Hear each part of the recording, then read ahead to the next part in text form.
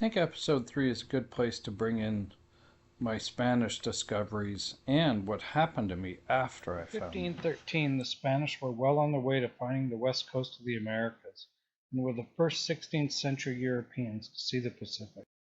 By 1519, the Spanish had defeated the Aztec Empire, which began 250 years of dominance in the Pacific. By 1522, Ferdinand Magellan discovered the Philippines and started the Manila trade route.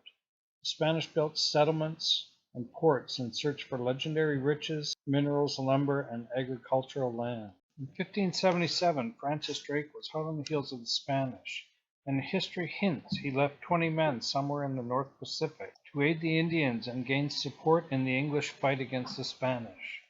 The Spanish land claim extended from South America northwest to Alaska, but the history books tell us they never colonized any ports north of California.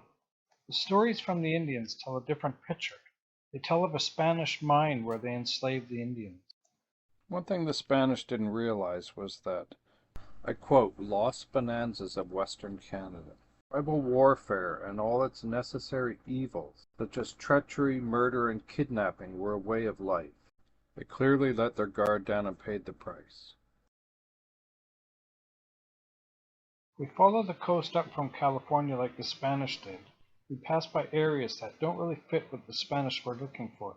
The bays are blocked by dangerous entrances till you pass a huge strait. It's here you enter a huge sound that has everything the Spanish were looking for. Historical mines, lost cultures, timber, suitable ports to build settlements and ships to defend the Pacific North. I grew up in this sound and became good friends with the late hereditary chief, Spencer. As a kid, my father became really good friends with the elders, and they told him the stories about how they used to paint their face in gold and dance around a volcano. When I was a kid, my friend lived out at the lighthouse, and he would take me to a beach where we would pan gold. After high school, I entered the logging industry. My job was to remove the last of the old-growth cedar from the clear-cut slash. Driving to work one day, we realized we passed by an old mine the locals talked about. This old mine was up on the mountain behind the lighthouse, where the gold beach was. Once I got the satellite photograph, I realized that it wasn't just a mine, but a volcano. This is when I began really prospecting. We found a blue clay. This is when I realized we had found some real history. I had spoken to Spencer's father, Art, about my finds, and reflected on this as I held his hand after a drunk driver ran over him. Being a firefighter for 43 years, there are some things you never forget. I remember the paramedics delaying putting him in the helicopter so he could look at the mountains one last time. This is Willie, the speaker and shaman for Art and Spencer. I'd read a legend from Chief Louis called the Cave of Cowaswilth. It said there was a miniature mountain in a cave. We knew this had to be our mountain. When we got to the cave, it looked like a big chunk of gold in the stone.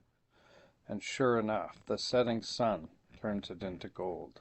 The next story is the legend. The following story was told many years ago by an old chief. Entering an arched porthole into the gloom of the cave, what appears to be a miniature mountain range, rose-colored red, is set in a dark heart-shaped frame of rock. It is placed on the wall at the back of the cave.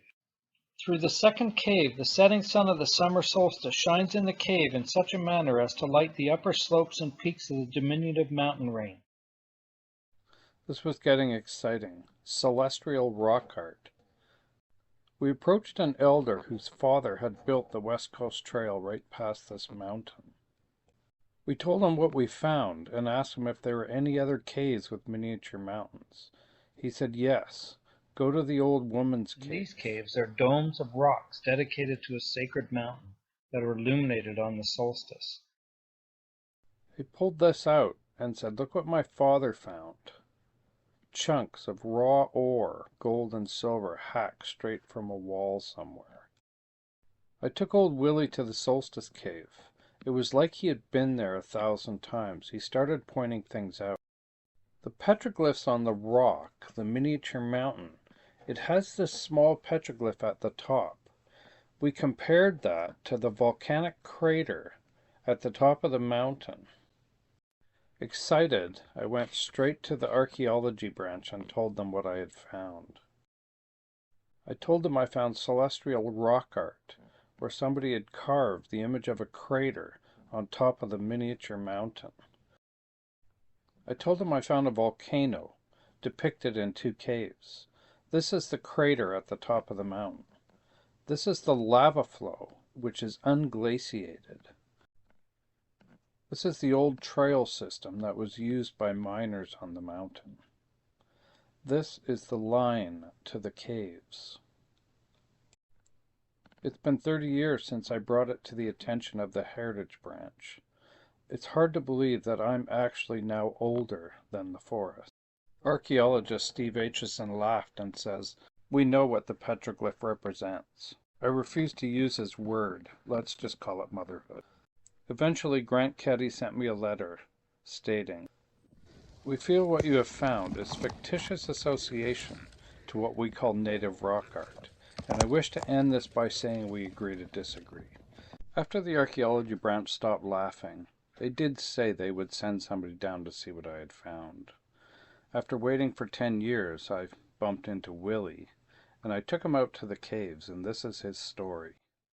There can be stories told about this cave, but you're not going to say where it was. Unless this person is actually want to continue the story and continue discovering what it's all about. Then we'll tell that person where it is and when to be here and how to concentrate to learn more about what it's all about. It was not every year gold was used by Indian people. It's hard to make the try to translate the Indian language. Yeah. I didn't know. It's just worth it praying. 8 years after I took Willie to the Solstice Caves, I was beachcombing one day.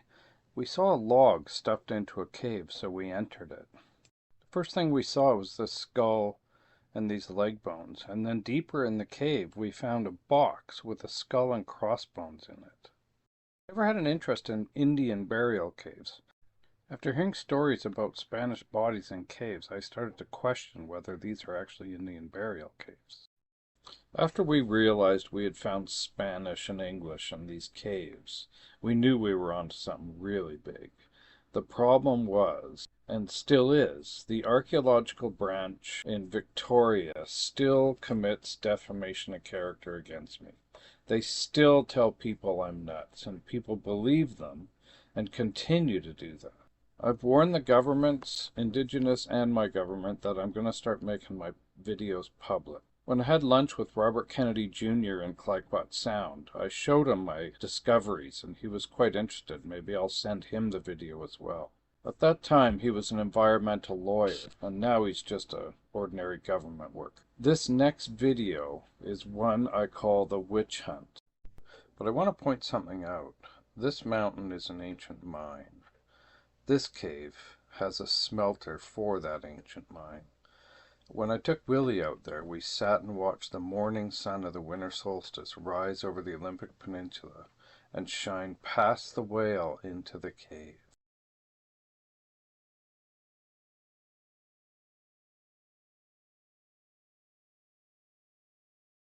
Before we get into the witch hunt, I want to show why I made my videos public. Willie is standing in front of one of 4 streams that flows up onto the mountain.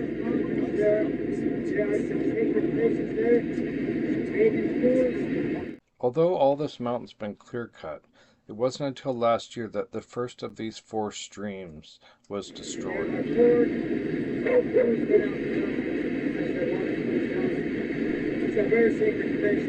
You'll see in the next video through this.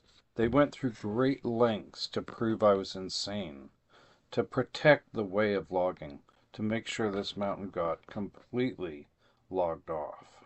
I've held mineral title to this mountain for 30 years, and I've tried to explain to the powers that be that there's history here. As I mentioned, they never logged the delicate ecosystem at the top of these 4 streams. But this part here is an ancient mine you can see in my video, Girls Around the World. Last few months they've clear-cut the last remaining old-growth forest, and it's completely exposed her ancient quarry. 2 months ago I filed official complaints and warned them I was gonna start making my videos public if they clear-cut it. It's gone now. This is what they did to one of the 4 streams that entered this unglaciated paradise. The recorded history behind it explains why it's such a delicate ecosystem. I've decided to take legal action against the clear-cutting of this sacred site. Clips from my video prove it. Years ago, I approached an elder and told him about what I had found. He's married to a native from Nitnat. He told me about a cave that had a bunch of bodies with full body armor. Last summer, I bumped into him and I asked him if I could get him on camera. So, explain it to me. What are you going to do with the video? Give it to the Heritage Branch. Oh, okay, yeah. So it's the south end. You don't have to explain to him where it is. Oh, okay. You know I know where. No, I know where it is. You told me where it was. But anyway, there was, I think there's like 6 muskets leaning in there, skeletons. Yeah. More than 6 skeletons. And there was quite a bit of other personal stuff in with it. Yeah. And that was 73, 74. Oh, yeah. 73, 74. Yeah. So when I went there to look, now there's a broken beer bottle and a few vertebrae. So it's all been stolen. Well, same with on Helby Island, the 2 skeletons there. Yeah. They were there forever. Margaret Cole. Old Bush Joe used to find stuff all the time, eh? There's a Spanish helmet one too. Yeah. But he wouldn't tell me where it was. Oh, that's probably just That had lots of armor, didn't it? it did. Yeah. See, all these caves are supposed to be First Nations burial caves. You know, But, that was you know- controversial to say. They could have been participants, but they're not First Nations people in them. no. They're definitely Spanish descent. Those Yeah. are- That's what I think, and yeah. there wouldn't be a cross in a No. First Nations burial. No. But I took a guy that owns Little Rock Drilling and Blasting, because he's going to be mining up on the mountain with me. I took him into the cave on Edward King. You know what he said? He says the only way this rock got in here is if somebody put black powder in it and took the ceiling down. Because there's stress You know, they did that at fractures. Sequata, eh? What's They that? They blasted the cave at Sequata, but I don't know who. I don't know where that is. It's just above Nitnat Narrows. There's Oh, really? 1,000 bodies in there. Really? Yeah, from Nitnat and from Nia Bay. And who blasted that? They don't know who actually did it, but they sealed it. Oh. Him and his friend found a cedar box and it had 2, it was wrapped in oilcloth, 2 pearl-handled pistols. And wrapped in oilcloth. Yeah, and they were in great shape, he said. And the guy wanted to give him one. He says, no, they should be at match set, so you take them. Yeah. I don't know the guy's name, but that'd be something to see those. Finding history in Canada can be difficult. The next parts of the video shows how the government reacted when I tried to dispute the fact that these are not Indigenous burial grounds, and are a combination of Spanish, English, and Indigenous, Chinese, and who knows who else. It could go back thousands and thousands of years. 8 years after I took Willie to the Solstice Caves, I was beachcombing one day. We saw a log stuffed into a cave, so we entered it. The first thing we saw was the skull and these leg bones, and then deeper in the cave we found a box with a skull and crossbones in it. I never had an interest in Indian burial caves. After hearing stories about Spanish bodies in caves, I started to question whether these are actually Indian burial caves. When I found fresh remains on top of old remains, that was when it was time to take the cops. After receiving the report from the cops, it was clear where their stand was. They said Crown was of the opinion that de Montney has no grasp on reality. After they said I had no archaeological proof, I made them this video. See, I'm quite high up, and then this big berm of almost looks like blast rock, and there's the entrance. This big mound of blast rock can be found in other caves, like this one on Fleming. One of the cops pointed out that this is blast rock covering the entrance to this cave. Like all caves, they seem to be hiding the remnants of a single body and a box. I do a history tour out of Bamfield and Barkley Sound, and this summer I found a family drifting broke down in a small boat. They were actually a Spanish-speaking family from down south. I told them I can't take them all the way to the national park, but I can drop them off on an island where they did the archaeological dig. And the kids didn't speak English, but when their parents told them I could show them a cave that had one Spanish pirate in it, wow, the excitement began. When I picked them up, I asked them if they found it. They said no, they must have walked right by it. So I took the boys there. Like the other caves, the entrances have been very well hidden, and the caves are in perfect places for hiding men as lookouts. One thing about this cave, unlike nearly all other caves, I don't think anyone has ever touched anything in it since it was put here over 200 years ago. Rarely has anyone ever found it, let alone entered. Somebody did a lot of work to hide these caves. One thing that's really interesting is what's under the box. That's a 1790 English button. And then right above the button is what appears to be a trading bead set inside. The button's underneath there. And then inside, I'm not sure what that is. Looks like a dagger. As I said, this cave has rarely been found, and it's a good example of what was hidden in the Sound before the caves were all raided in the 1900s. Tucked under the back of the box is a rondel dagger. This was a type of stiff-bladed dagger used in Europe in the late Middle Ages, from the 14th century onwards. The archaeology branch uses this photo to showcase a bentwood box on the floor of this native building. What they don't mention is on the back wall is a whole rack of swords. Making bentwood boxes was standard procedure on sailing ships. Artifacts like this can be found all over in museums and stuff.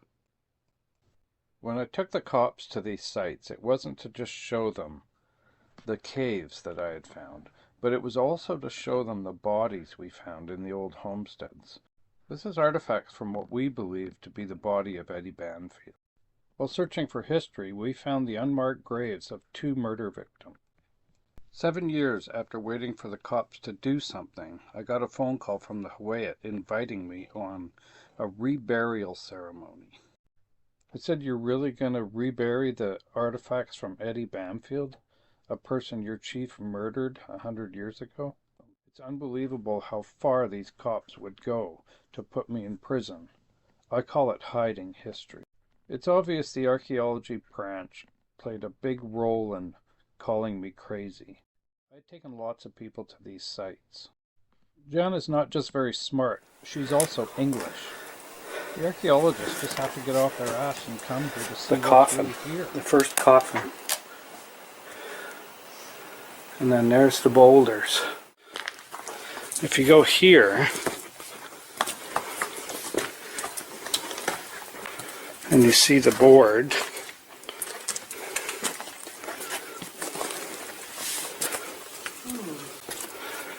the box, somebody's moved this board here. You can see the, There's a hip bone there. yeah, but look at those. Wooden dowels. That's right. Native bentwood boxes That's right. were supposed to be, Didn't have dowling or metal. There's a lot of metal. there's a Chinese coin right there. So there you go. See, there's the piece of metal. So it definitely was a piece of the board. There's no doubt there. That it's not First Nations. No. No. So the only other explanation is English? Well, explorers. Explorers. I think this carving sat here. Chinese coins, how do they fit into it all? Spanish were the Manila treasure trade went from Yeah. Mexico to the That's Philippines true. to China and Japan, straight to here and down again. The cave is special because the morning sun of the winter solstice will rise over the mine and shine into it. There was a cross in here, so but here you see right there on the end. Yeah. Those are nails. So you can see the mound of blast rock. I mean, I say blast rock, because the amount that's in there, that would have been washed out at some point, you know. One thing Chris pointed out was how fractured the roof is. So if there was a blast, it created huge cracks, and that will fall down over time. Just bring your explosives in Yeah, and let the concussion hit it. yeah, put it up against it. See, it's like it's coming in from there.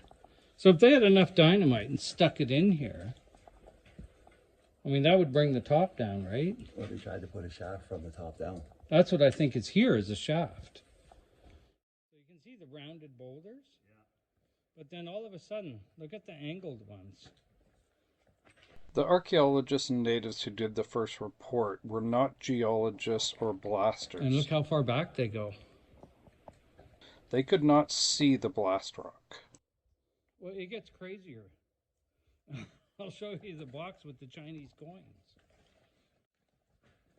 One thing about a sea cave, this much crushed, blasted looking rock does not build up on the floor of a sea cave. I've measured and recorded everything in this cave.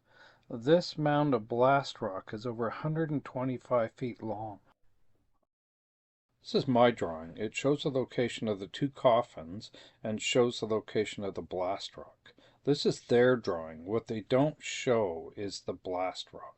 This is the blast rock. They definitely don't talk about the winter solstice sun shining into the cave. I believe this is the real Spanish mound. So you look at all the rock here, right? Yeah. And then if you look right down there, that's right on the edge. I think it's the remnants of a coffin and a box that holds the Chinese coins.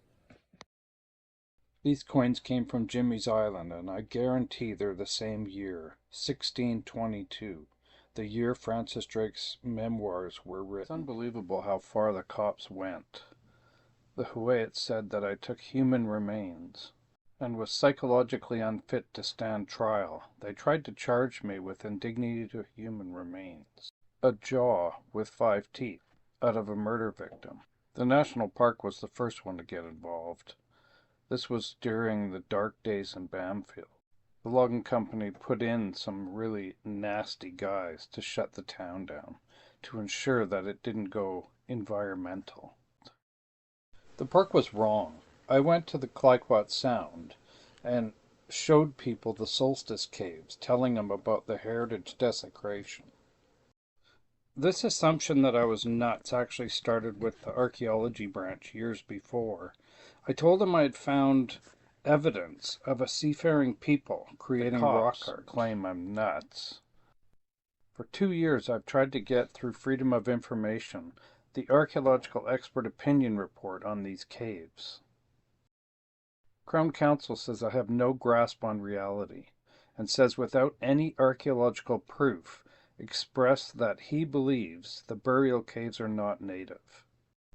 I'm going to end this here and continue into episode 4.